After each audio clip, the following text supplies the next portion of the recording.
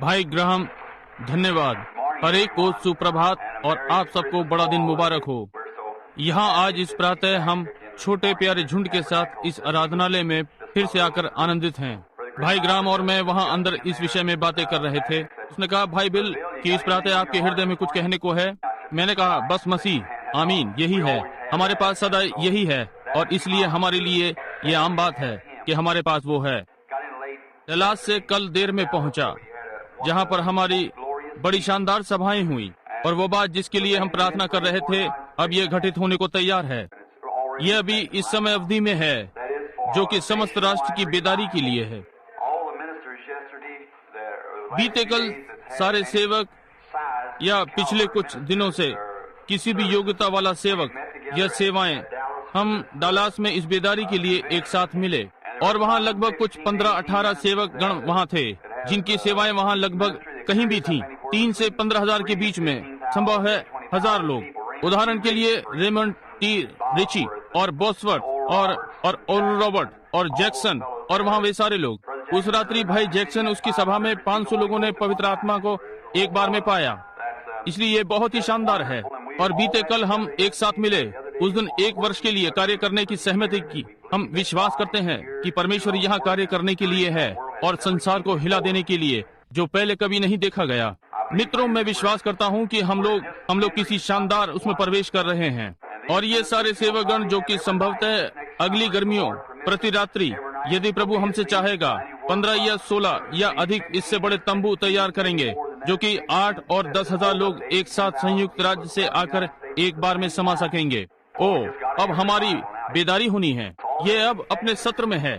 सैकड़ों और सैकड़ों पवित्र आत्मा का बपतिस्मा पा रहे हैं, अब परमेश्वर के राज्य में आ रहे हैं। ये कुछ वो नहीं है जिसकी अब हम और थोड़ी देर के बाद प्रतीक्षा करें, परंतु ये तो अब है ही। परमेश्वर इसे अब कर रहा है। जी हाँ श्रीमान, हाँ भाई ग्राम, यही बात है जिसे मैं सदा अच्छा है। आप जानते हैं कि भाई ग्राम और मैंने एक साथ मिलकर इतना अच्छा कार्य किया है। वो इतने लंबे हैं और मैं इतना छोटा हूँ, इसलिए मैं कभी कभी मुझे उन्हें हिलाकर नीचे करना पड़ता है। धन्यवाद भाई ग्राम, मैंने अभी तक इसे जोड़ा नहीं है। उस आग को हम इस वेदी पर चाहते हैं, क्या हम नहीं चाहते? आमीन। क्यों आप? उस रात्रि जहाँ हम बैठे हुए थे वहाँ गहराई में हजारों थे और वे सारे अपने हाथों से तालियां बजा रहे थे और परमेश्वर की स्तुति कर रहे थे। हमारा इतना शानदार समय था। तब वहाँ हमारे पास आग ठीक वेदी पर थी। इस आने वाले ग्रीष्म में बेदारी की घोषणा करके बहुत ही आनंदित हैं। अब मैं यहाँ कलीसिया के साथ होऊंगा, भाई ग्राहम और आप सबके साथ, अगले 8 या 10 दिनों के लिए। मैं समझता हूँ कि जहाँ तक कि मैं जानता हूँ, हर सभा में होना चाहता हूँ, मैं जितना संभव हो सकता है। तब मैं वहाँ से हम हॉस्टन टेक्सास को जाते हैं और कोलिसियम, और एक अच्छा बड़ा भवन मिला। वहाँ 17,000 लोग बैठते हैं और हम एक महान समय की आशा कर रहे हैं। यत्न किया, हमें वहाँ एक प्रार्थना पंक्ति लेनी है, परंतु हम ये वहाँ नहीं कर सके। एक सेवक एक स्थान में और एक दूसरा प्रार्थना पंक्ति में, परंतु ये इस प्रकार से कार्य नहीं करेगा और केवल भाई जैगर्स को आगे जाना था। और कहता हूँ कि एक और बात की घोषणा करनी थी। भाई जैगर्स खड़े हुए और वैसे ही पक्ष लिया जैसे हमने कैलगरी में लिया। वो मिशनरी बैप्टिस्ट और फ्री विल बैप्टिस्ट और सारे, आप जानते हैं, टेक्सास बैप्टिस्टों से भरा हुआ है। वे उसके पक्ष में खड़े हुए, परंतु मूलभूत बैप्टिस्ट कार्यक्रम के विरुद्ध उठ खड़े हुए। और वो कैसे उन्होंने उसे अखबार में लिखा और बहुत सी बातें।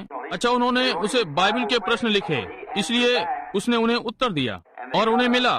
जब उनके पास उनका अपना प्रमाण था, तब राजनीति के कुछ लोग खड़े होते हैं। क्यों? वे उसे अखबार में नहीं देते।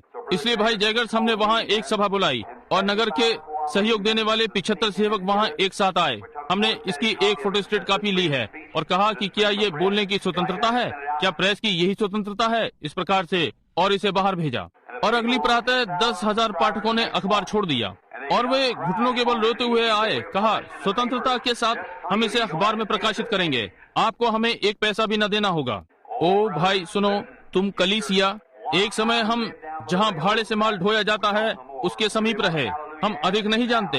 अब हम हेलेलुया मार्ग पर जीते हैं। जी हाँ श्रीमान, हम लाखों की श्रेणी में आते हैं। हम आया करते थे, वहाँ हमें कुछ सैकड़ों ही हुआ करते थे, परंतु हम लाखों में जाते थे।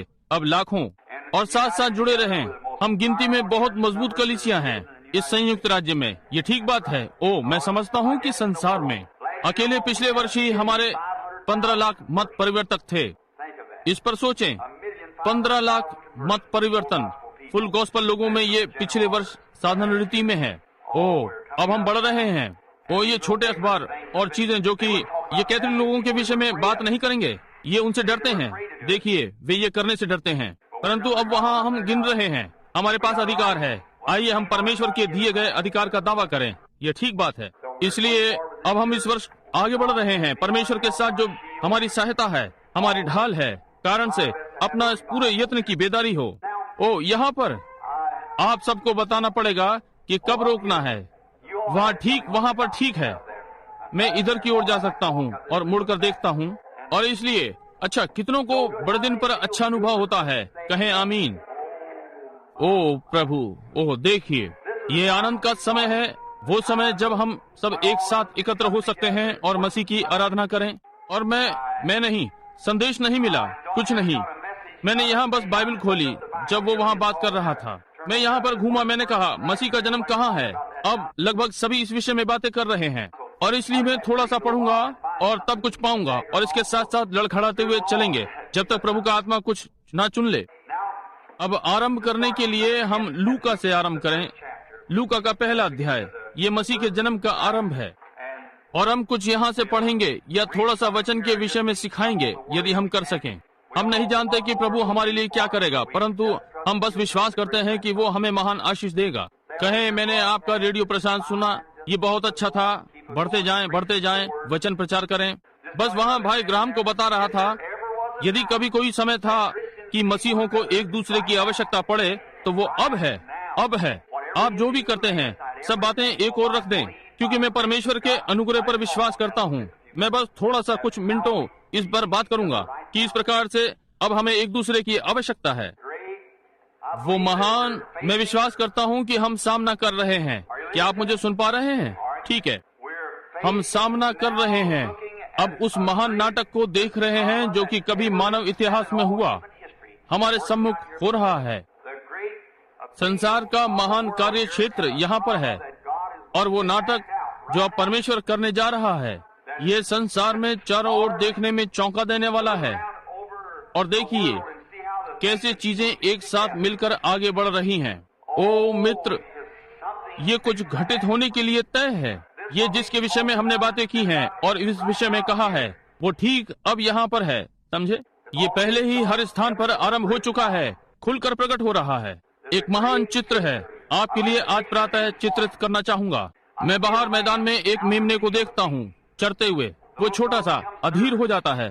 अब वो आश्चर्यचकित है। पीछे पटेरों में देखता हूँ जो कि उसके पीछे है। मैं देखता हूँ कि एक सिंह दुबका हुआ है और आराम के साथ, समझे, अपनी पूंछ को जमीन पर मार रहा है और अपने पैरों को उछलने के लिए तैयार कर रहा है। बाहर मैदान में एक कलीसिया है। साम्यवाद का अंधकार समस्त संसार में फैल रहा है, एक बड़ी छाया के समान पास आ रहा है। ये विषमता का नियम है। एक दिन के पहले की तरह, दिन निकलने से पहले ये सदा अंधेरा होता है, क्योंकि दिन निकल रहा है, अंधेरे को हटा रहा है। ये विषमता का नियम है। आप देखिए, दिन निकलने के पहले अत्यंत अंधकार होता है, और अब हम इसी चीज में हैं। दिन से पहले घोर अंधकार होता है।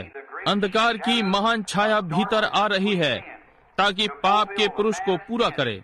इस बड़े दिन के समय में क्या आपने ध्यान दिया? सारे साम्यवाद राष्ट्र बजाय इसके कि मसीह चरनी में है, ये भेजें। वे स्टालिन की छोटी पुस्तक भेज रहे हैं, उस पर स्टालिन का चित्र लगा रहे हैं। वो मनुष्य जो स्वयं विरोध करता है उस सब के ऊपर जो परमेश्वर कहलाता है, आदि आदि संसार के बड़े भाग को अपनी पकड़ में ले रहा है। और तब दूसरी बात कि ये सारे जो वचन को पूरा करने पर हैं। और फिर मैं चाहता हूँ कि दूसरी चीज पर ध्यान दें, एक जो पूरा हो रहा है। ये लोग जो कहलाने वाले इन कहलाने वाली कलीसियाओं में हैं, इस अभियान के विरुद्ध में उठ रहे हैं। बाइबल ने कहा कि वे भक्ति का भेष धरेंगे परंतु उसकी सामर्थ का इनकार करेंगे। ऐसों से परे रहना। और वे सामना कर रहे हैं। साम्यवाद अपना पक्ष ले रहा है। परमेश्वर की स्तुति हो। पवित्र आत्मा अपना पक्ष ले रहा है। हाँ, जब शत्रु बाढ़ के समान भीतर आता है तो मैं उसके विरुद्ध अपना मापदंड बढ़ाऊंगा। ये ठीक बात है। और कलीसिया अपना मोर्चा ले रही है, मेरा पवित्र आत्मा की कलीसिया। अब बस मेरे इतने में ही रुचि है। मित्रों, मैं यहाँ पर हूँ, वहाँ बाहर मैं रोगियों के लिए प्रार्थना करूंगा, परंतु यहाँ मैं एक ही बात में रुचि रखता हूँ, और वो परमेश्वर का नया जन्म पाई हुई कलीसिया। ये ठीक बात है, जो भी है मेरी रुचि इसी में ही है। और मैं नियमों और डीकनों में रुचि नहीं रखता और आदि आदि इस प्रकार का, या कलीसियाओं की व्यवस्था में। मैं तो कलीसिया पर पवित्र आत्मा के बपतिस्मे में रुचि रखता हूँ, क्योंकि इसी दिन के लिए हम जी रहे हैं। ये आधारभूत भाग है और हम इसी की प्रतीक्षा कर रहे हैं। और अब प्रार्थना का एक शब्द। स्वर्गीय पिता, इस प्रातः हमारे मध्य में चले फिरें, प्रभु इसे ग्रहण करें और होने पाए कि परमेश्वर का आत्मा इस सभा को अधीनता में ले ले। प्रभु यहाँ के कार्य को आशीषित करें, हमारे भाई ग्राहम को आशीषित करें। परमेश्वर उसे आज रात्रि बुद्धि के वचन दे, इस रेडियो प्रसारण पर होने पाए कि वो लोगों को हिलाने योग्य हो। वचन को प्रचार करने के द्वारा प्रभु इसे प्रदान करें।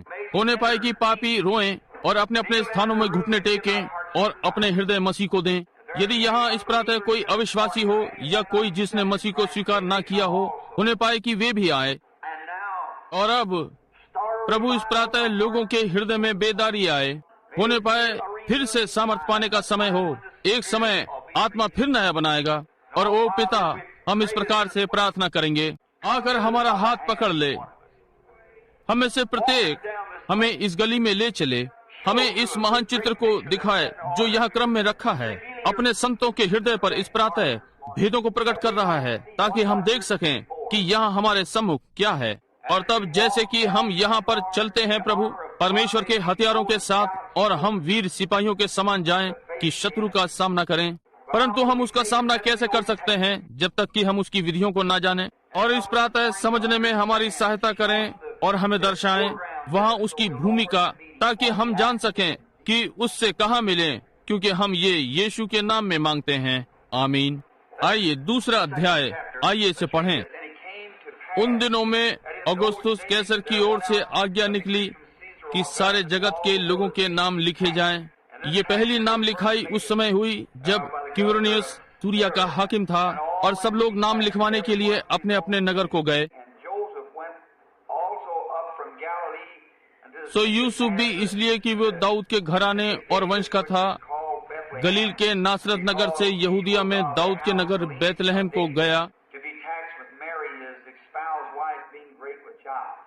कि अपनी मंगेतर मरियम के साथ जो गर्भवती थी नाम लिखवाए। उसके वहाँ रहते हुए उसके जन्म के दिन पूरे हुए,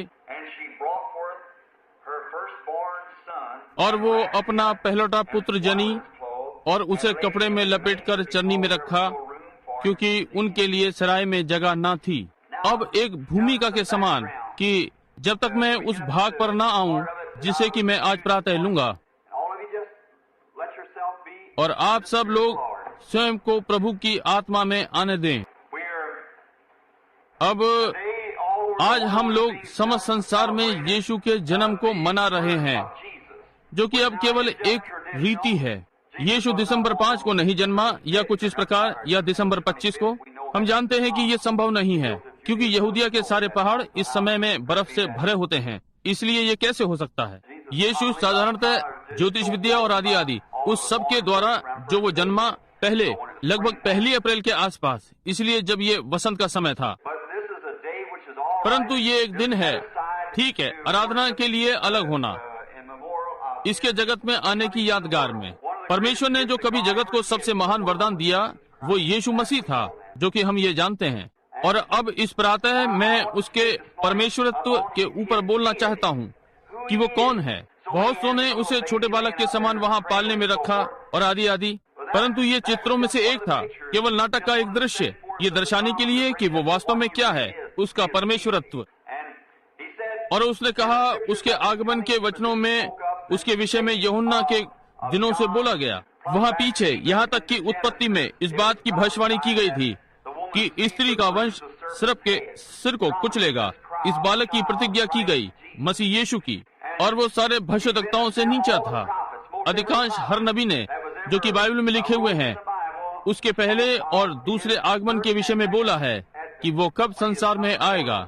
यीशु 3 बार आता है। वो पहली बार आया कि अपनी कलीसिया को छुड़ा ले, दूसरी बार वो अपनी कलीसिया को लेने के लिए आता है, और तीसरी बार जब वो आता है वो अपनी कलीसिया के साथ आता है। बाइबल में हर चीज 3 में चलती है, 3, परंतु मसीह में सब एक है। उसे स्मरण है, पहली बार वो अपनी कलीसिया को छुड़ाने, दूसरी बार अपनी कलीसिया को लेने, तीसरी बार अपनी कलीसिया के साथ एक राजा रानी के समान। अब परंतु उसके पहले आगमन में हम थोड़ा सा बोलेंगे, और तब उसके यहाँ पर मनुष्य होने पर, और तब उसके दूसरे आगमन पर ये उसके ऊपर है, और तब तीसरी बार यदि प्रभु ने चाहा। अब इन दिनों में कलीसिया के विरुद्ध बहुत ही सताव था। कैसर औगुस्तुस ने एक बड़ी योजना बनाई कि वो सब लोगों पर कर लगाएगा, और ये एक उद्देश्य को लेकर किया गया ताकि परमेश्वर की महान भविष्यवाणी पूरी हो जाएगी। आपको केवल एक कार्य करना है, जब आप बाइबल में कुछ देखते हैं तो जरा भेद भरा मालूम पड़ता है, और आपके लिए थोड़ा अंधविश्वास हो तो परमेश्वर को थोड़ा समय दें। परमेश्वर जल्दी में नहीं है, हम हैं जो जल्दी में रहते हैं।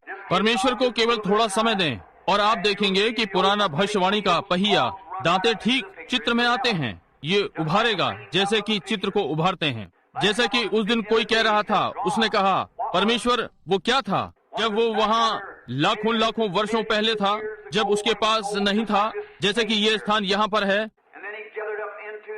वो वचन में एकत्र हुआ, और तब वो वचन में से मसीह में आया। देखिए, ये परमेश्वर इस प्रकार से नीचे आ रहा है पृथ्वी पर, तब फिर सीधा परमेश्वर में दोबारा वापस जा रहा है। क्या आप नहीं देखते कि मेरा क्या अर्थ है? केवल चक्र काट रहा है, अंतरिक्ष से नीचे आ रहा है, अनंतता से एक साथ सिमटकर वचन में नीचे आ रहा है, और वचन से मनुष्य में, और फिर वापस जा रहा है, केवल एक उद्देश्य के लिए कि उस मनुष्य को छुड़ा ले जो गिर गया था। अब वो इसी के लिए आया, छुड़ाने वाला बने। और इसके पहले परमेश्वर छुड़ाने वाला बने, उसे व्यवस्था के अनुसार छुड़ाने वाला समीप का रिश्तेदार होना है, उसे हमारा कुटुंबी होना है। परमेश्वर ने आरंभ में अपना पहला मनुष्य बनाया, उसने उसे आत्मा में से बनाया, और आत्मा मनुष्य का ना दिखने वाला भाग है जिसे आप नहीं देखते। अब परमेश्वर ने मनुष्य को अपनी छवि पर बनाया। क्या आप मुझे सुन रहे हैं? ठीक है। परमेश्वर ने मनुष्य को अपने शक्ल सूरत पर बनाया, और परमेश्वर एक आत्मा है, बाइबल बताती है।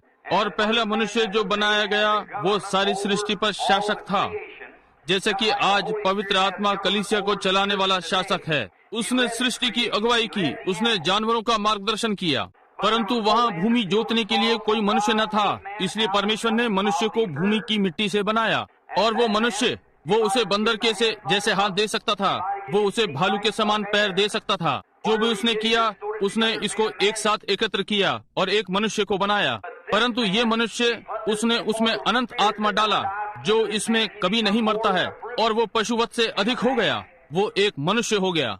तब यहाँ ये मनुष्य, जो कि मैं सोचता हूँ कि वे नास्तिक और उनमें से कुछ आसपास खड़े हुए विवाद कर रहे हैं, परंतु अब घड़ी आ चुकी है जब परमेश्वर ने अपना प्रकाश चमकाया है। यहाँ वो घड़ी है कि जब परमेश्वर चीजों को कर रहा है, ये ठीक बात है। और इसलिए जब उन्होंने वाद विवाद किया, अच्छा उसका पांव भालू के समान दिखता है और उसके हाथ एक वन मानुष या एक बंदर के समान दिखते हैं, या आदि आदि, और वे कहने का यत्न करते हैं कि उसका उद्गम उससे आता है, इसका इससे कोई लेना देना नहीं है।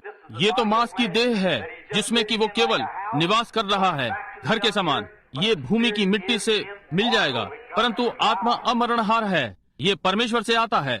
ये परमेश्वर की छवि है, परमेश्वर आत्मा है। इस मनुष्य ने अपना उद्गम अदन वाटिका में खो दिया। इसका संबंध परमेश्वर के साथ वार्तालाप वहाँ समाप्त हो गया था, पाप और अविश्वास के कारण।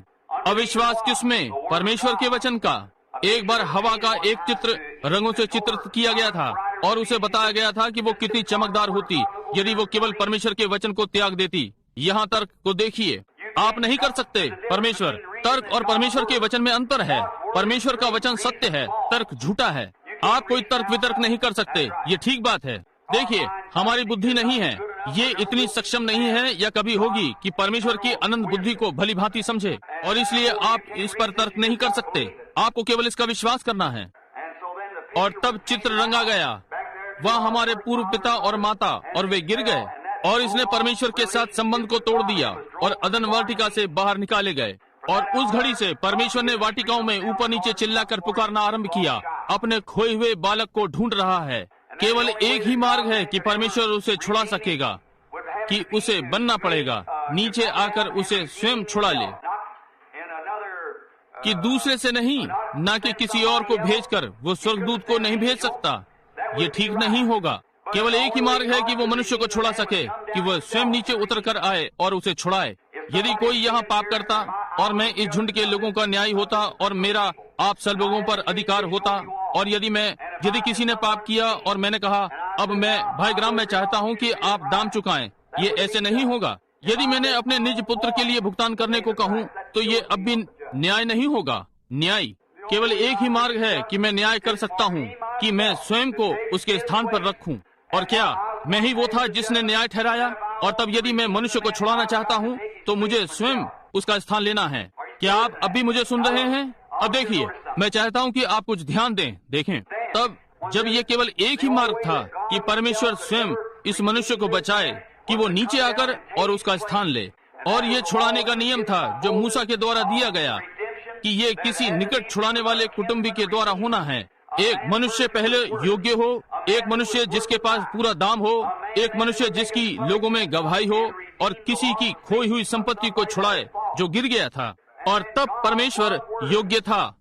वो 1900 वर्षों पहले नीचे आया, एक बालक के रूप में, चरनी में जन्मा, पवित्र आत्मा की छाया उस पर हुई, लैंगिक इच्छा से नहीं जन्मा। वो परमेश्वर था, परमेश्वर का लहू उसमें था। बालक सदा अपने पिता का लहू होता है, अपनी माँ का कभी नहीं। हम सब ये जानते हैं।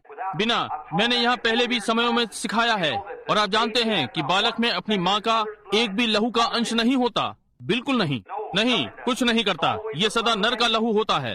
एक मुर्गी अंडा दे सकती है, परंतु यदि वो उर्वरक नहीं है तो बच्चा कभी बाहर नहीं आएगा। कोई मतलब नहीं कि अंडा कितना सुंदर है और वो उसे कितनी अच्छी तरह सेती है। ये सदा बांझ ही रहेगा और वो वहीं पड़ा रहेगा और सड़ जाएगा। ये ठीक बात है, जब तक कि नर चिड़िया मादा चिड़िया के साथ ना रहे, और जीवन का जीवांश नर से आता है। इसलिए जब मरियम पुरुष को नहीं जानती, वो नर के साथ थी।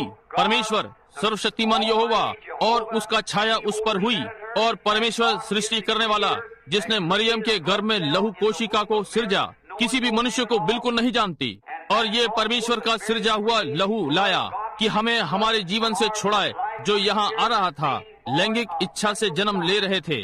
और तब लहू इमैनुएल की शिराओं से लिया गया था, उस कैलवरी क्रूस का, और आज वो ही बचाना चल रहा है, छुड़ा रहा है। पवित्र सामर्थ जिसने ये कैलवरी के दिन ये लहू हम में चढ़ा दिया। आप विश्वास करते हैं? आमीन। अब ये ठीक बात है, हम परमेश्वर के लहू के द्वारा छुड़ाए गए हैं। बाइबल कहती है हमें लहू के द्वारा खरीदा गया है और लहू के द्वारा छुड़ाया गया है, परमेश्वर के अपने ही लहू के द्वारा। ये कैसे परमेश्वर का लहू था? परमेश्वर में लहू नहीं है। ये कैसे हो सकता है? क्योंकि ये लहू परमेश्वर का सिरजा हुआ लहू था, जिसकी उसने सृष्टि की ताकि हमें छुड़ाए, और आकर उसी देह में रहा जिसकी उसने सृष्टि की थी। इसलिए वो कर सका। परमेश्वर को परीक्षा में दुख उठाना पड़ा। वो परीक्षाओं में सताया नहीं जा सकता था। उसे लैंगिक परीक्षा में दुख उठाना पड़ा। उसे सब प्रकार की परीक्षाओं में दुखी होना पड़ा, ताकि शैतान के द्वारा उसकी परीक्षा हो, वैभव और सामर्थ्यों में और राज्यों और आदि आदि। उसे इस सब में होते हुए दुख उठाना पड़ा। इस कार्य को करने के लिए वो परमेश्वर आत्मा में ये नहीं हो सकता था, उसे देह में परमेश्वर होना था। अब आज प्रातः मैं मसीह के परमेश्वरत्व पर बोल रहा हूँ, ताकि आप जान सकें कि वो कौन है जिसकी आज हम ये आराधना कर रहे हैं। चरनी का एक बालक नहीं, या न ही सांता क्लॉज, परंतु हम सर्वशक्तिमान परमेश्वर की आराधना कर रहे हैं, उसके पुत्र के परमेश्वरत्व में। और अब ध्यान दें कि वो लहू नीचे आया, और वो मसीह यीशु था, और परमेश्वर स्वयं आत्मा में से आ रहा था, मसीह यीशु में गया। और बाइबल ने कहा कि परमेश्वर मसीह में होकर संसार को अपने में मिला रहा था। क्या ये ठीक बात है? परमेश्वर स्वयं यहोवा मसीह में रहा और हमारे लिए छुड़ाने वाला निकट कुटुंबी बना, क्योंकि वो देह में जन्मा था जैसे कि हम लोग हैं। क्या ये ठीक बात है? लहू कोशिका परमेश्वर के द्वारा उत्पन्न की गई थी, और शरीर की कोशिकाएं मरियम के गर्भ में बढ़ी, जिससे बालक उत्पन्न हुआ। और परमेश्वर आकर मानव देह में रहा, और हर प्रकार से उसकी परीक्षा की गई, जैसे कि हम लोग हैं। क्या आप इस बात का विश्वास करते हैं? ठीक है। अब तब जब उसने ये किया, उसने मुफ्त में अपना लहू दिया। उसे ये नहीं करना था। उसने वो बलिदान दिया। वो सीधा सीधा महिमा में जा सकता था। वो स्वयं को जैसे रूपांतरण वाले पर्वत पर रूपांतर हो गया था, वैसा कर सकता था। स्वर्ग को चला जाता और हमारे लिए कभी नहीं मरता। परंतु इच्छा से हमारे लिए मरा, उसने कैलवरी पर अपना लहू मुफ्त दिया, ये ठीक बात है। और उसने उठा लिया। वो दुखी मनुष्य था, दुख से उसकी जान पहचान थी, और उसने आम लोगों में एक गवाही दी। रूत की पुस्तक में वहाँ एक बहुत सुंदर चित्र है, किस प्रकार का वो बोआज मसीह का प्रतीक है। कैसे वो रूत एक अनजान देश में गई, एक पिछड़ुही के समान देश छोड़कर चली गई और उसके साथ वापस लाई गई। मेरा अर्थ नियोमी और रूत को संग वापस लाई, और जब वापसी में आई वो मोआब देश की थी, और जब वो वापसी में आई वो एक मोआबनी थी। निश्चय ही अन्य जाति दुल्हन कलीसिया का एक चित्र। और जब वो नियोमी को छोड़ने गई, नियोमी ने उससे कहा, उसे चूमा और उसे अपने लोगों में वापस जाने को कहा। उसने कहा, मैं तेरे साथ तेरे लोगों में जाऊंगी, तेरे लोग मेरे लोग होंगे, जहाँ तू रहे वहीं मैं रहूंगी। तेरा परमेश्वर मेरा परमेश्वर होगा, और मृत्यु को छोड़ हमें कोई अलग नहीं कर सकता। जहाँ तू मरेगी मैं मरूंगी, जहाँ तू गाड़ी जाएगी वहीं मैं गड़ूंगी। अब यह अन्य जाति कलीसिया का चित्र मसीह में आ रहा है, क्योंकि एक समय हम परमेश्वर से अलग थे, केवल यहूदियों को ही बचाया जाना था। परंतु हम जो मसीह में मर गए, अब्राहम के वंश में लिए गए और प्रतिज्ञा के अनुसार वारिस हैं, और मसीह ने अन्य जाति की दुल्हन ली। ये बिल्कुल ठीक बात है। अब छुड़ाने के क्रम में बोआज को नियोमी की खोई हुई संपत्ति को छुड़ाना है, जो कि इजराइल की पिछड़ी हुई स्थिति है। तब मोआब को बाहर आना है। और जब वो आया, बल्कि बोआज, और जब वो बाहर आया, उसे फाटक के सामने अपना जूता फेंकना था, प्राचीनों के सामने, ताकि लोगों में गवाही हो कि उसने उस खोई हुई स्त्री को उसी स्थिति में लाकर छुड़ा लिया है। और ऐसा करने में तब उसने मूल भी लिया, उसमें उसे उसकी दुल्हन भी मिली, वो महिला जिसकी वो प्रतीक्षा कर रहा था। उसे पहले उस स्त्री को छुड़ाना था ताकि दुल्हन मिले। क्या आपने नहीं देखते? और यही चीज मसीह ने की, और यही चीज मसीह ने भी की।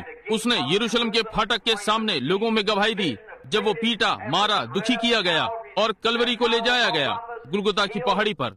उसने उस पहाड़ को अपने ही लहू से नहलाया, लोगों में गवाही के समान कि उसने वहाँ आरंभ के गिरे हुओं को उस स्थिति से छुड़ा लिया है, और अपने लोगों को पाप के श्राप से छुड़ा लिया है और नरक की पकड़ से। और ये जानते हुए कि अंतिम दिनों में इसे कुछ और अधिक आवश्यकता होगी, तो वही अब आपके पास है। उसने कहा, मैं तुम्हें परेशान ना छोड़ूंगा, मैं पिता से प्रार्थना करूंगा कि वो तुम्हें एक और सहायक देगा, जो कि पवित्र आत्मा है, वो तुम्हारे साथ सदा रहेगा।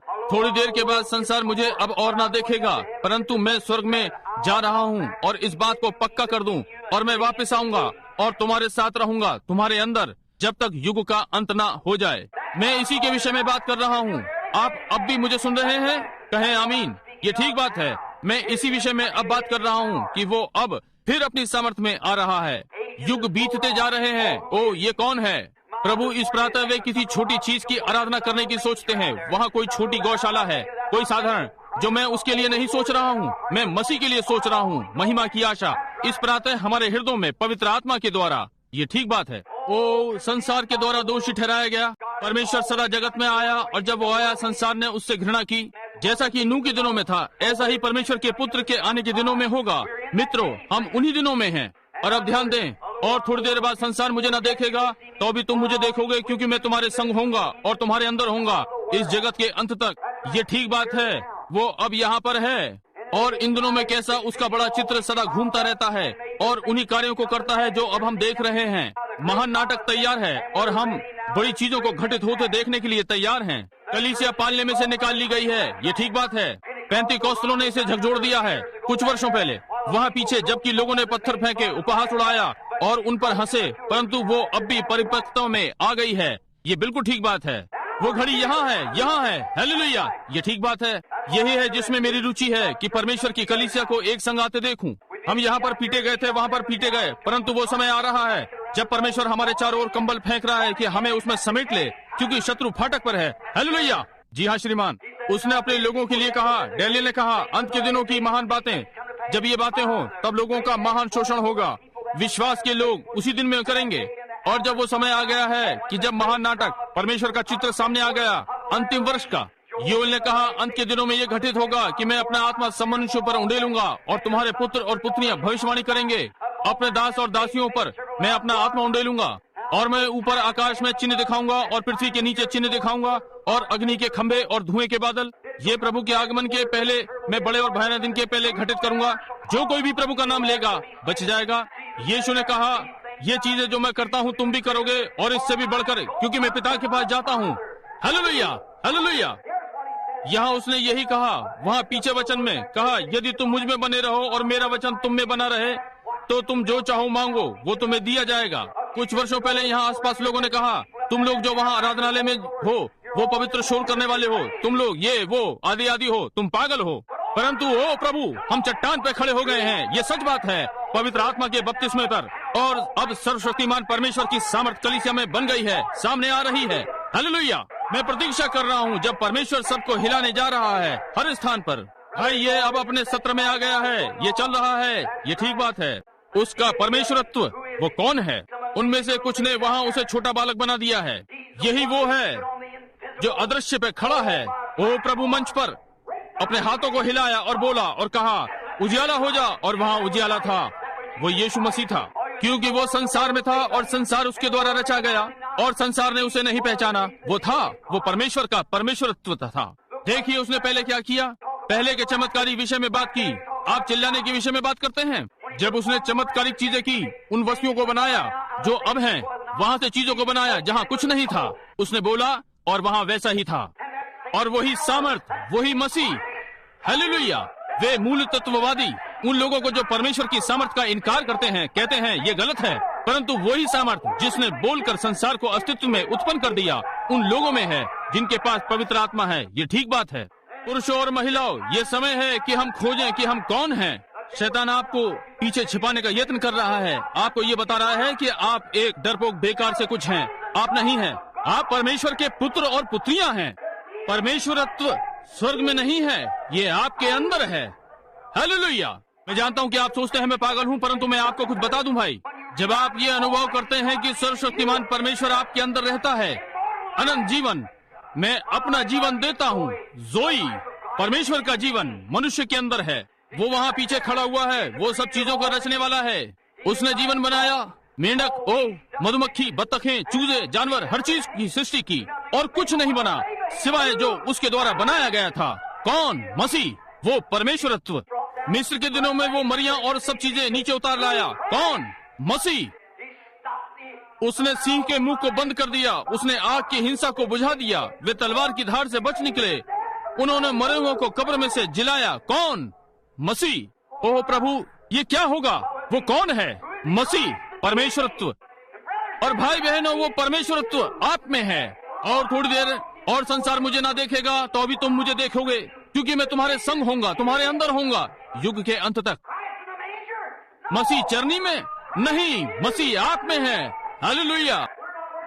हम मसीह की आराधना चरनी में नहीं कर रहे हैं, परंतु मसीह आप में है। पवित्र आत्मा, जीवन की आशा। हालेलुया। सृष्टिकर्ता परमेश्वर स्वयं मनुष्य में रह रहा है। यह भी प्रकट नहीं हुआ कि हम क्या होंगे, परंतु हम उसे देखेंगे जैसा कि वो है, क्योंकि हम उसके समान होंगे। आत्मा मनुष्य के अंदर, उसके लिए कोई स्थान नहीं। लोग आसपास में ये कह रहे हैं कि वे मसीह के हैं, इनकी कलीसिया मसीह की है, वे जाते हैं। पिछली रात्रि क्या घटित हुआ?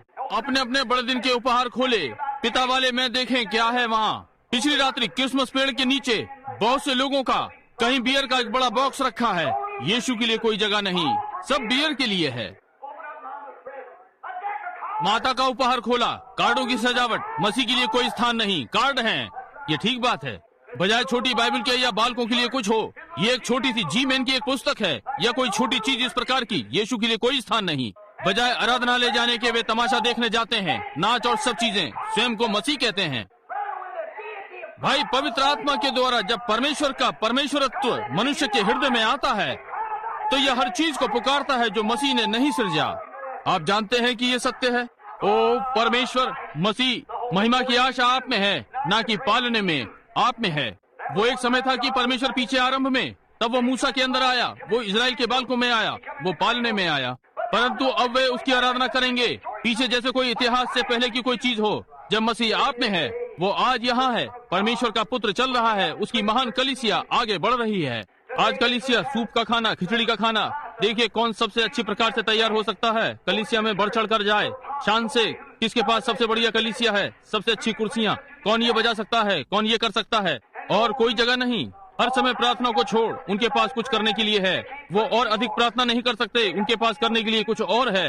वे और प्रार्थना नहीं कर सकते, वे बस प्रेम नहीं कर सकते जैसे परमेश्वर की सेवा किया करते थे।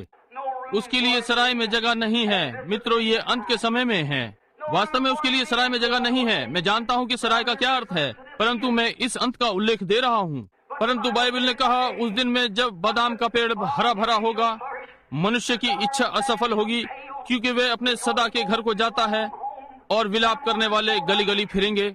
यह चांदी का तार टूट जाएगा और सोते के पास घड़ा फूटेगा। ओह प्रभु, दया कर मेरे मित्र। परंतु भविष्यद्वक्ता ने यह भी कहा सांझ के समय उजियाला होगा। ये ठीक बात है, महिमा का मार्ग तुम अवश्य पाओगे। ये ठीक बात है, सांझ का समय आ गया है। अब कलीसिया, जिसने अपने को छोटी चरनी के अनुभव के समान एक बार सजाया था, जिसमें कि हम होकर निकले हैं, अब ऐसे स्थान पर आ गई है कि लोग अनुभव कर रहे हैं कि परमेश्वरत्व और सर्वशक्तिमान परमेश्वर की सामर्थ मनुष्य में निवास कर रही है।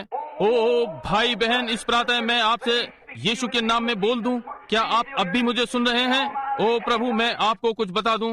समय आ रहा है कि जब स्त्रियां और पुरुष एक से होने पर हैं, वे इतने मिलते जुलते कपड़े पहनते हैं, आप एक दूसरे में अंतर नहीं कर सकते। ये ठीक बात है।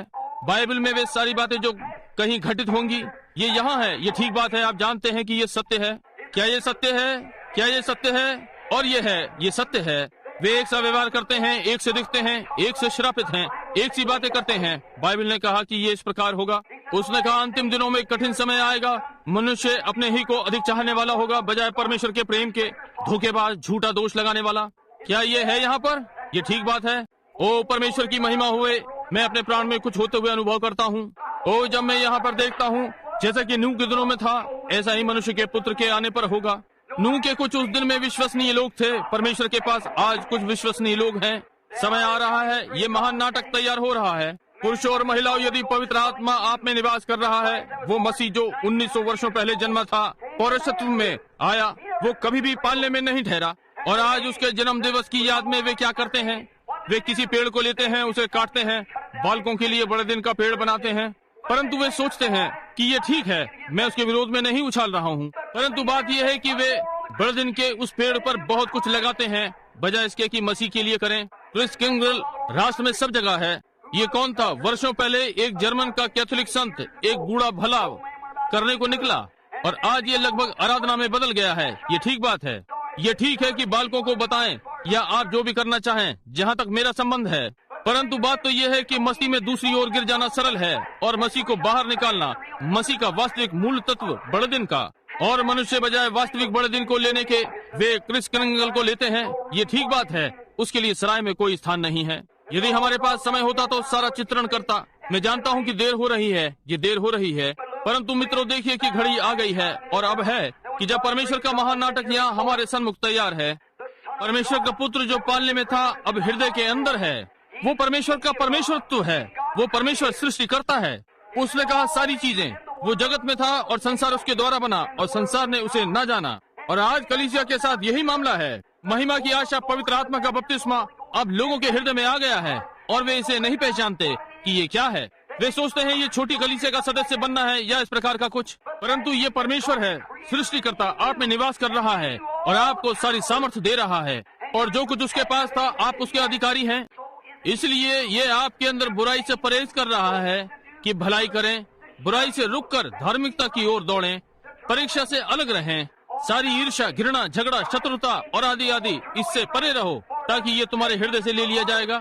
यदि आप उसे ग्रहण करें, उसे गले लगाएं, उसे प्रेम करें और उसे अपने हृदय में थामे रहें और उससे प्रेम करें, मैं आपको बता सकता हूँ कि कलीसिया मिलकर इस प्रकार की सामर्थ में, उसके पास सामर्थ है कि स्वर्गों को बांध दे, रोगियों को चंगा करे, अंधों की आंखों को खोल दे। हालेलुया। बहरे बोलते हैं, गूंगे बोलते हैं और बहरे सुनते हैं, लंगड़े चलते और अंधे देखते हैं। क्यों? इसने सर्वशक्तिमान की सामर्थ को अपने हृदय में पहचान लिया है। यही है वो परमेश्वरत्व। क्या आप उससे प्रेम करते हैं? कोई आश्चर्य नहीं कि कवि ने कहा, आश्चर्यजनक अनुग्रह, कितनी मीठी आवाज जिसने मुझ जैसे अभागे को बचा लिया। एक समय में खोया हुआ था, परंतु अब मुझे ढूंढ लिया। मैं अंधा था, परंतु अब मैं देखता हूँ। प्रिय भाई बहनों, यदि आपको आज प्रातः पवित्र आत्मा का बपतिस्मा नहीं मिला है, तो जितनी जल्दी हो परमेश्वर के राज्य की ओर दौड़ें। मोहर बंद होने का समय चल रहा है। शत्रु बाढ़ के समान आ गया है, वो इसके विरुद्ध स्तर को ऊंचा कर रहा है। ये नाटक तैयार है, कलीसिया जितना निश्चित हो सकता है अपने घर जा रही है। मित्र, आपको सदा प्रतीक्षा नहीं करनी है, आपको सदा प्रतीक्षा नहीं करनी है। अच्छा है कि अब आ जाएं। अच्छा हो कि आप आज कर लें, ये ठीक बात है। जबकि आज है, अब इसे बना ले। मित्रों, स्मरण रखें, ये विचित्र लग सकता है। संसार कभी, मसीह का धर्म कभी भी लोकप्रिय नहीं रहा। ये सदा अप्रचलित रहा है। परमेश्वर का मार्ग, क्योंकि शैतान हवाओं की शक्ति का राजकुमार है। उसके पास सारी सरकारें हैं। हर सरकार का नियंत्रण शैतान के द्वारा है। ये बाइबल के अनुसार है। शैतान ने कहा ये था, ये ठीक बात है, वो सारी सरकारों का नियंत्रण रखता है। और तब बाइबल ने कहा तुम सारे स्वर्गदूत आनंद करो और तुम पृथ्वी पर के संतो, क्योंकि इस संसार का राज्य हमारे परमेश्वर का राज्य हो गया है और उसके मसीह का, और वो राज्य करेगा। शैतान यीशु को पर्वत की चोटी पर ले गया और जगत के सारे राज्य दिखाए, कहा ये सब मेरा है और इन्हें मैं तुझे दे दूंगा। और यीशु ने कहा शैतान मुझसे दूर हो। ये ठीक बात है, वो उसके साथ नहीं। उसने कहा यदि मेरा राज्य संसार का होता तो मैं स्वर्गदूतों की कितनी ही सेना बुला लेता, परंतु मेरा राज्य संसार का नहीं, परंतु मेरा राज्य स्वर्ग में है। और उसने कहा परमेश्वर का राज्य तुम्हारे अंदर होगा, इसलिए सेनाएं और सामर्थ्य और पवित्र स्वर्गदूतों का पक्ष हालेलुया आप में है। इस प्रातः मसीह का परमेश्वरत्व पवित्र आत्मा के बपतिस्मे के द्वारा। जी हाँ श्रीमान, इस प्रातः आप कौन हैं? मसीह यीशु कौन है? जितना आप उसे अपने अंदर आने देंगे वो आप में है। वो जोर लगा रहा है, आपके भीतर प्रवेश करने का यत्न कर रहा है कि आज आपके अंदर आ जाए और आप अलग खड़े हो जाएं और अद्भुत और देखते और ताकते और थोड़े समय पकड़े रहते हैं।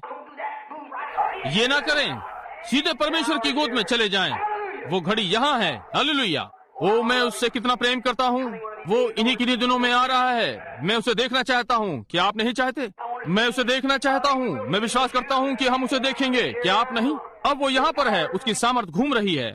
लोगों को कौन रुलाता है और चिल्लाता है आगे बढ़ें। क्या बात है? ये पवित्र आत्मा उनमें है। यदि वे इसका अनुभव कर सकें और उसे गले लगा लें, पवित्र आत्मा को गले लगा लें, उसका विश्वास करें, उसे अपने हृदय से लगा लें, सही जीवन बिताएं, ऐसा कुछ न करें जो उसे रोके। कहें ओ प्रभु यीशु मैं आपको चाहता हूँ। मैं चाहता हूँ कि आप मेरे पास खड़े हों। पिता मैं आपके पास खड़ा होने जा रहा हूँ। और जैसा आप करते हैं वो आपके भीतर आने के लिए जोर लगा रहा है। वो वहाँ अंदर होना चाहता है। वो हर समय आपसे प्रेम करके अपने लिए जीतना चाह रहा है। अब मित्रों, मैं जानता हूँ कि ये सत्य हो रहा है। मैं जानता हूँ कि लोग अनुभव नहीं करते हैं कि वे कौन हैं। हर व्यक्ति जो यहाँ उपस्थित है वो पाप के ऊपर जीवन बिता सकता है, बिना पाप के जीवित रह सकता है, परमेश्वर में रहता है। आप गलती करेंगे परंतु मसीह का लहू आपका क्षमा करेगा। पिता इन्हें क्षमा कर, क्योंकि ये नहीं जानते कि वे क्या करते हैं। ये ठीक बात है। मसीह की वही सामर्थ जो कलवरी क्रूस पर लटकी थी, उसी परमेश्वर ने उसे पुनरुत्थान के दिन जिला दिया। अब आप में है, आप जिनके पास पवित्र आत्मा है। ओ क्या आप उससे प्रेम नहीं करते?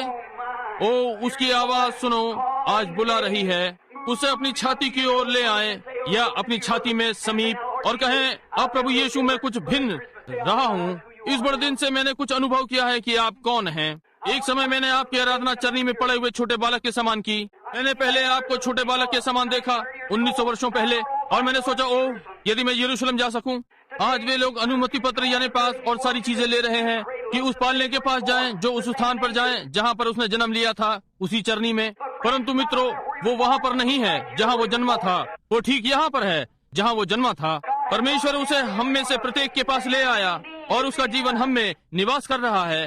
वो सृष्टिकर्ता, वो जिसने संसार की सृष्टि की और स्वर्ग की, पृथ्वी की सृष्टि की, मनुष्य की सृष्टि की, हम व्यक्ति विशेष में हैं, जिसे आज पवित्र आत्मा का बपतिस्मा मिला है।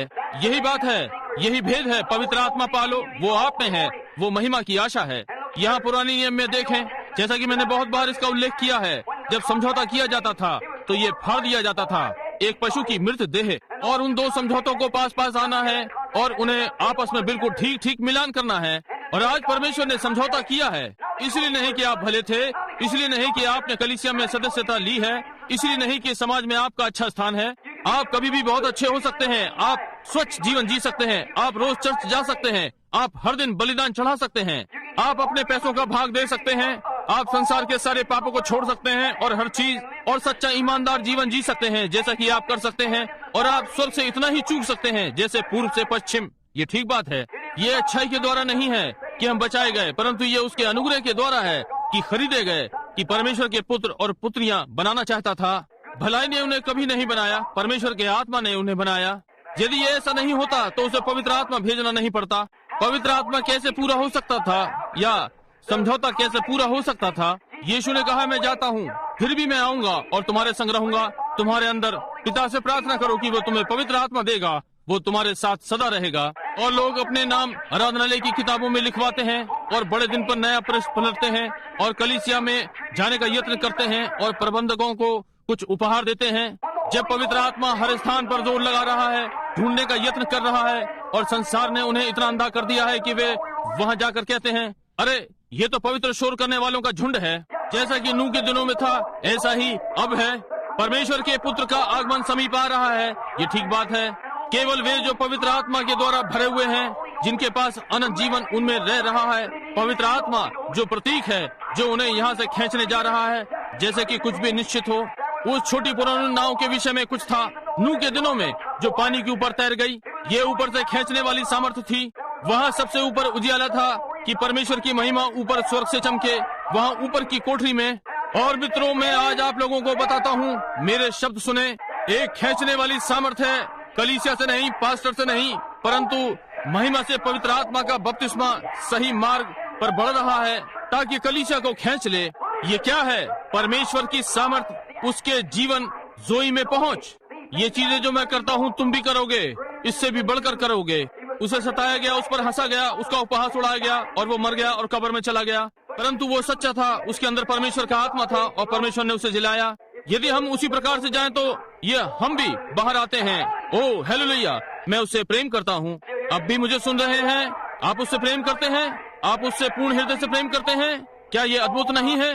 ओ प्रभु, आंखों ने देखा, कानों ने सुना कि परमेश्वर के शब्दों में क्या लिखा गया। क्या ये अद्भुत नहीं है? हम अपने सिरों को झुकाएं। स्वर्गीय पिता, ओ यीशु, मैं उस महान घड़ी की राह देख रहा हूँ। मैं देखता हूँ कि ये आ रहा है। मैं देखता हूँ कि कहीं भी कोई आशा नहीं है। मैं देखता हूँ कि युग बीत रहा है। मैं देखता हूँ कि साम्यवाद की महान लाल बत्तियां समस्त पृथ्वी पर शासन कर रही हैं। मैं देखता हूँ कि कहलाने वाली कलीसियाएं अपने पक्ष को आपकी कलीसिया के विरोध में खड़ा कर रही हैं, उन्हें दोषी ठहराने का यत्न कर रही हैं, कह रही हैं दिव्य चंगाई गलत है, ये धर्मांधों का झुंड है। हमारे ही व्हाइट हाउस में एक प्रस्ताव है कि इसे बंद करें। ओ परंतु परमेश्वर उस दिन वहाँ बैठे हुए उन संत लोगों को देख रहा था। सारे के सारे परमेश्वर की सामर्थ्य चमक रहे थे, उनके चेहरों को देख रहा था और परमेश्वर की महिमा को देख रहा था। वे हिब्रू बालकों के समान आग की भट्टी पर वहाँ हो सकते हैं। हम कभी भी सिर नहीं झुकाएंगे। नहीं, हमारा परमेश्वर हमें छुड़ाने के योग्य है। प्रभु यीशु, आप जल्द ही आ जाएंगे। और मैं देखता हूँ कि घड़ी तय हो रही है जब भक्ति का भेष भर रहे हैं परंतु उसकी सामर्थ्य का इनकार कर रहे हैं। ऐसों से परे रहना, आपने कहा है। आत्मा अंतिम दिनों के लिए बोल रहा है और हम यहाँ उस दिन के लिए हैं। आज यहाँ हमारी छोटी कलीसिया बैठी है, प्रभु, पुरुष और स्त्रियाँ जिन्हें मैं विश्वास करता हूँ कि आपसे प्रेम करते हैं। और परमेश्वर, मैं प्रार्थना करता हूँ कि वो आत्मा जिसने बीते दिनों में बहुतों के हृदयों को भर दिया है और गहराई और अधिकता में आएगा, होने पाए वे हर ईर्ष्या, हर झगड़े, हर चीज को जो आपके अनुसार नहीं है और आज चल रही है, चरनी की ओर नहीं परंतु कैलवरी की ओर, ना कि कुल मिलाकर कैलवरी परंतु मसीह को, जो महिमा की आशा है, परमेश्वर का परमेश्वरत्व, परमेश्वर का प्रकटीकरण, परमेश्वर की सामर्थ जो अब हमारे हृदय में है, हमें संसार की बातों से अलग करने का यत्न कर रहा है ताकि वो हमें किसी दिन इस पृथ्वी से अलग कर सके एक और अच्छे देश में। परमेश्वर आज इसे प्रदान करें। अपने दास की प्रार्थना को सुने और लोगों से बात करें। यदि यहाँ कोई खोया हुआ है, कोई बिना पवित्र आत्मा के है, होने पाए कि वे तुझे इस प्रातः स्वीकार कर सकें। प्रिय परमेश्वर, इसे ग्रहण करें, क्योंकि इसे हम तेरे प्रिय प्रेमी पुत्र यीशु के नाम में मांगते हैं, जो 1900 वर्षों पहले चरनी में जन्मा था, जिसने 33 वर्षों पश्चात कलवरी पर दुख उठाया, हमारे पापों के लिए जो ऊंचे पर उठाया गया। उसके कुछ दिनों बाद, 40 दिन के बाद वो महिमा में ऊपर उठाया गया, तब 10 दिनों के पश्चात फिर आया पवित्र आत्मा की सामर्थ में और अब कलीसिया में निवास कर रहा है। और जल्द ही उसी सामर्थ के साथ जिसने उसे जिलाया, पवित्र आत्मा कलीसिया में इसे बाहर निकालने के लिए। ओ परमेश्वर, क्या आप आएंगे और कलीसिया को बचाएंगे? क्योंकि हम ये उसके नाम में मांगते हैं। जबकि आपने अपना सिर झुका रखा है, हम गाने वाले हैं, वो आज बुला रहा है। यदि यहाँ कोई बिना मसीह के हो, बिना परमेश्वर के, बिना आशा के, क्या आप आएंगे?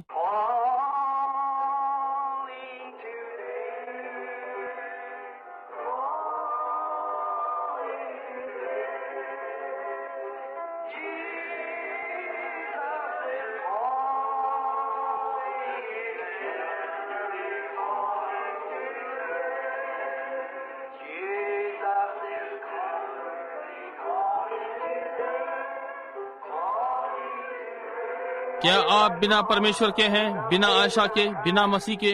क्या आप अनुभव करते हैं कि आपने परमेश्वर के वचन का पूरा जीवन नहीं पाया? क्या आप नहीं आएंगे?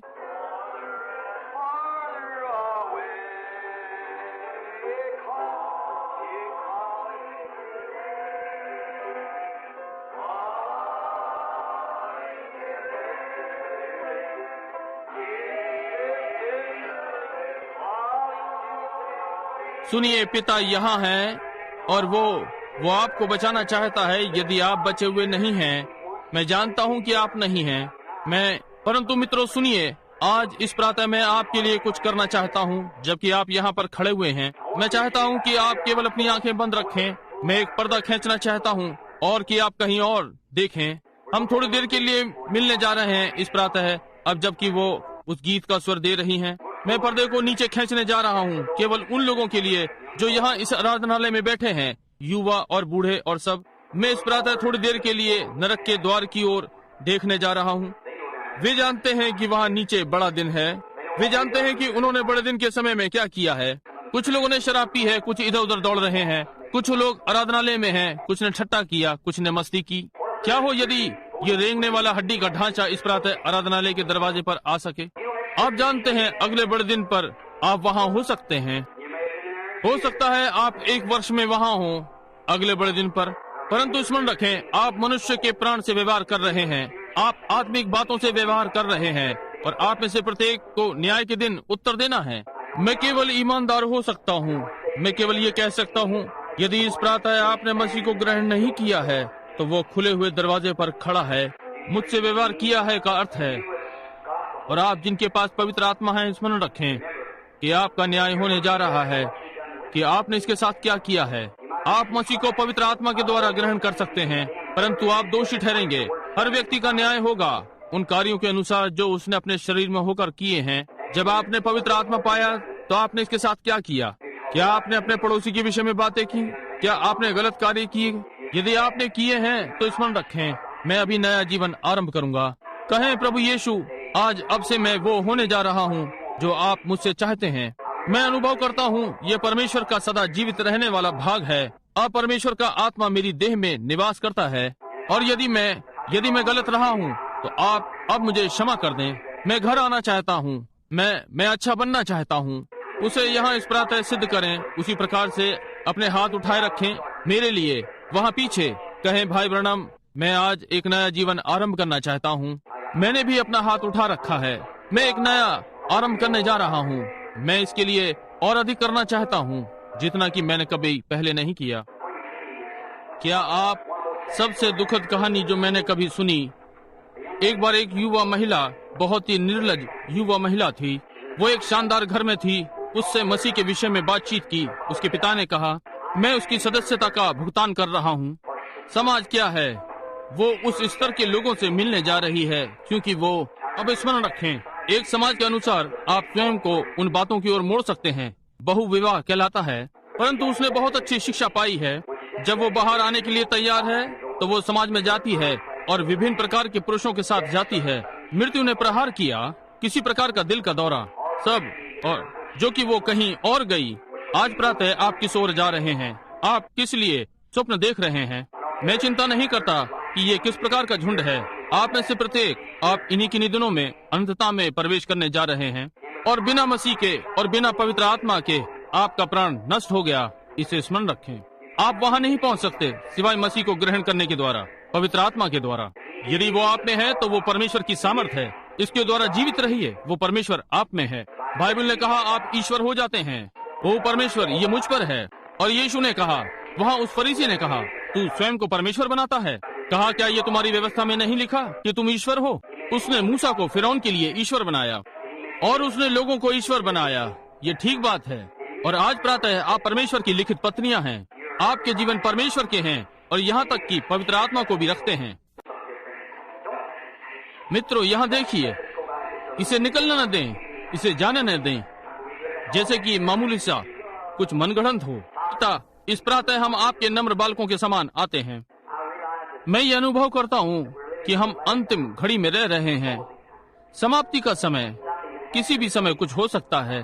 पुरुष, महिलाएं, लड़के या लड़कियां, जो यहाँ बिना परमेश्वर के हैं, और मैं पिता तुझसे प्रार्थना करता हूँ कि अनुग्रहकारी हो। मैं प्रार्थना करता हूँ वे जिन्होंने तुझे ग्रहण किया है उन पर अनुग्रहकारी हो, अनुग्रह हो, और ये अनुभव नहीं कर रहे हैं कि आप उनके हृदय के समीप हैं, और अनुभव कर रहे हैं कि संसार की छोटी छोटी चीजें चिंताओं में होकर एक मरना है। परमेश्वर, मैं प्रार्थना करता हूँ कि प्रत्येक जो इस प्रातः यहाँ पर है आपके लिए पवित्र होगा, आने वाले दिनों के लिए जो आने हैं, और कोई मतलब नहीं कि आपके आने से पहले हमें कितनी प्रतीक्षा करनी पड़ रही है। हम विश्वास करते हैं कि अब ये ठीक है, और थोड़ी देर के पश्चात लोग बचने का यत्न करने वाले हैं। मैं उन युवा लोगों के लिए सोच रहा हूँ, उस रात्रि वहाँ वेदी पर बचने का यत्न कर रहे थे, रेखा को पार कर चुके थे, उनके लिए कोई छुटकारा नहीं, वे जा चुके थे, बचाए नहीं जा सके। पिता, मैं केवल प्रार्थना करता हूँ कि आप इन्हें आशीषित करेंगे, प्रत्येक को पिता, जबकि ये समय है कि वे आज इसे ग्रहण करेंगे, क्योंकि हम यीशु मसीह के नाम से मांगते हैं, आमीन। हम खड़े हो जाएं। कितने उसे अपने संपूर्ण हृदय से प्रेम करते हैं? क्या आप उसके और समीप नहीं आना चाहते? उससे प्रेम करें और थोड़ा सा अधिक। आइए गाएं, मैं सब कुछ देता हूँ, जैसे कि हम अपने हाथों को उसकी ओर उठाते हैं इस प्रातः है। क्या आप ये करेंगे? बहन, इसके लिए हमें स्वर दें।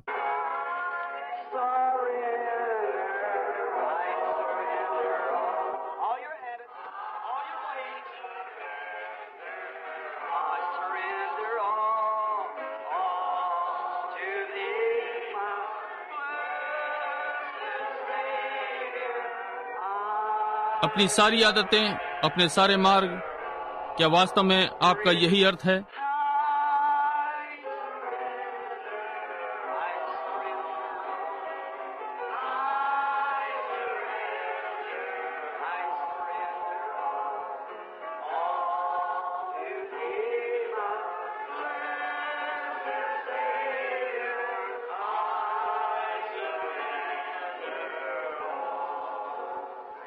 ओ पिता, अनुग्रह कर। प्रभु, हम तुझसे बहुत प्रेम करते हैं। इन्हीं किन्हीं दिनों में तुरई फूकने वाली है। मैं बाहर कहीं कार्य क्षेत्र में होऊंगा प्रभु, तब मैं कलीसिया के विषय में सोच रहा हूँगा। जब हवा चीखने लगेगी, संसार डगमगाना आरंभ करेगा। कुछ कहते हैं, क्या मामला है? आकाश लाल हो रहा है, न्याय की घड़ी समीप है। मैं सोचूंगा, ओ भाई ग्राम कहाँ हैं? कहाँ हैं? ओ, वे घर में हैं।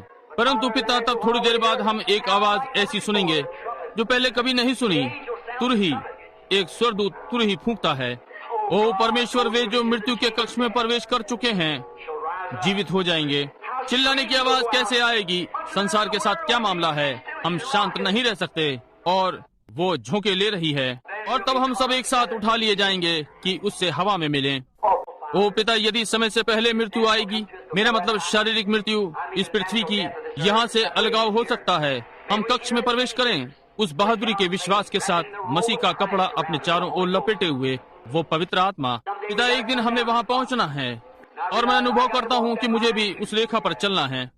ये यही कहीं मेरे सामने है, वो घड़ी जिसमें मुझे उस मृत्यु कक्ष में प्रवेश करना है। जब मैं सुनता हूँ कि मेरा वाक्य पढ़ा गया, मैं एक डरपोक के समान नहीं जाना चाहता। मैं वैसे ही जाना चाहता हूँ जैसे आप गए प्रभु। अपने ही कपड़े को अपने चारों ओर नहीं लपेटना चाहता, परंतु मसीह के वस्त्र को लपेटता हूँ। पवित्र आत्मा अपने चारों ओर, जैसे पौलुस ने किया, और कहता है, मृत्यु तेरा डंक कहाँ है? कब्र तेरी जय कहाँ है? उस अंधेरे कक्ष में प्रवेश करता हूँ उन लोगों के मध्य जो मर गए हैं। तब उसकी आवाज को सुन रहा हूँ, उस प्रधान दूत की जो की होगी, और हम मृतकों में से बुला लिए जाएंगे कि एक बार अपने प्रियजनों से फिर मिलें। ओ प्रभु, यदि हम इसे इस जीवन में चूक जाते हैं, जीवन हमारे लिए कुछ नहीं है, हम असफल हुए। परंतु यदि हम उसे पाते हैं जो हमारे हृदय में अमूल्य है, तो हमने परमेश्वर के सारे उद्देश्य को पा लिया। ओ आज इस प्रातः हम उससे कितना प्रेम करते हैं। होने पाए प्रत्येक मसीह इस प्रातः तुरंत दर्शन को देखे प्रभु। अब देर हो रही है, और मैं प्रार्थना करता हूँ कि आप हमें उस दर्शन को देखने देंगे, और आज जीवन को पकड़ लेने देंगे, और सदा जीवित रहें। ये हम यीशु के नाम में मांगते हैं, आमीन। आप एक दूसरे से प्रेम करते हैं? घूमकर और एक दूसरे से हाथ मिलाएं, कहें, परमेश्वर आपको आशीष दे, मसीह आपके साथ हो। बजाय इसके कि बड़ा दिन मुबारक हो, कहें, मसीह आपके साथ हो। जैसे ही आप घूमते हैं, अब अभी नहीं जाएं, घूमकर और कहें, मसीह आपके साथ हो। All to thee, my blessed Savior. सारे, अब 1 मिनट, क्यों? मैंने सोचा ये 12 बज गए हैं, ये 11 बजे हैं, और मैंने सोचा ये 12:20 हुए हैं। क्या कहा? आमीन। हर कोई परमेश्वर से प्रेम करता है तो कहे प्रभु की महिमा हो। आइए हम एक छोटी, बस 3-4 शब्दों की गवाही, जैसे कि मैं यीशु से प्रेम करता हूँ, केवल इतना, इससे अधिक नहीं।